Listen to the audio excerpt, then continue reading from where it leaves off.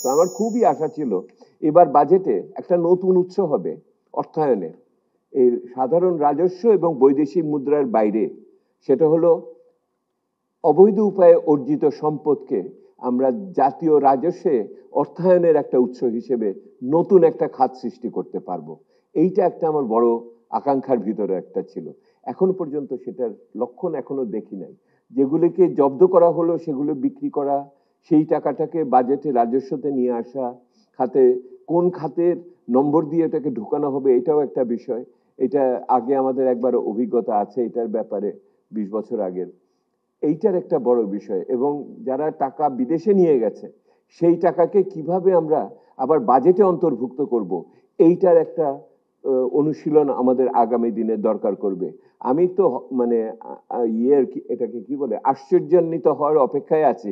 হয়তো আমাদের সকলকে আশ্চর্যান্বিত করে দিয়ে অর্থ উপদেষ্টা মহোদয় এরকম একটা খাতের কথা হয়তো এবারের বাজেটে বলবেন, যে চুরি করা টাকা, অবৈধ উপায়ে পাচার করা টাকা, দেশের ভিতরে ব্যাংক ঋণ ফেরত না দেওয়ার টাকা, কর খেলাফির টাকা, এই সমস্ত যা আমরা 9 মাসে আহরণ করেছি সেইটাকে আমরা বাজেটের অর্থায়নের জন্য তুলে ধরলাম এইবারের বাজেটে।